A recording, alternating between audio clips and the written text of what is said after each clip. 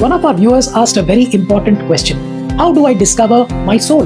This question takes us to the core purpose of life, self-discovery.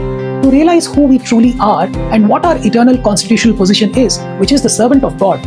Over millions of lifetimes, we have been conditioned by material nature, covering our true identity as the soul. Krishna says in the Bhagavad Gita 15.7, Mame vamsho jiva loke jiva bhuta sanatanaha manashashtan indriyani prakritithani kashyati. That is, the living entities in this conditioned world are my eternal fragmental parts. Due to conditioned life, they are struggling very hard with the six senses, including the mind.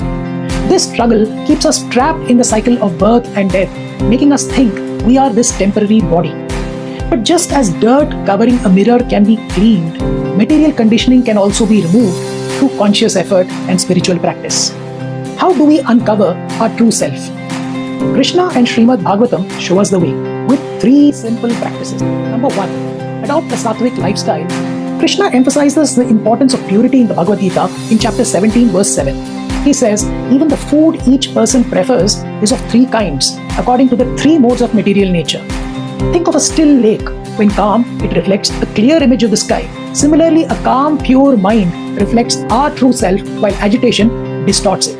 By choosing pure food, thoughts, and surroundings, we prepare the mind for self-realization. Number 2, chant the holy name. In Kali Yuga, chanting is the easiest and most effective way to purify the heart. Srimad Bhagavatam in Canto 12, Chapter 3, verse 51 says, although Kali Yuga is an ocean of faults, there is still one good quality about this age. Simply by chanting the Hare Krishna Mahamantra, one can become free from material bondage and be promoted to the transcendental kingdom. The holy name of the Lord is most powerful. It cleanses the heart of material contamination, allowing us to discover our true identity and connect directly with Krishna. Number 3, practice Shravanam and Smaranam, which is hearing and remembering. Srimad Bhagavatam explains, the sound incarnation of Lord Krishna enters the heart of a self-realized devotee and cleanses the dust of material association, just as autumnal rains clear the muddy water. When we hear about Krishna's pastimes and meditate on his form and name, we invite the Lord into our hearts, purifying our consciousness. So when you engage in these practices, adopting a sattvic lifestyle, chanting the holy name, and hearing and remembering Krishna, you cleanse your heart of lifetimes of material conditioning. Krishna says in Bhagavad Gita 10.10, Tesham satata yuktanam bhajatam pritipurvakam dadami buddhi yogam tam yena mam upayanti te.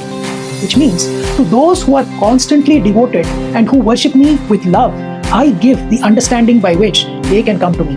This understanding helps us realize we are not this body but the eternal soul, Sat Chit Ananda.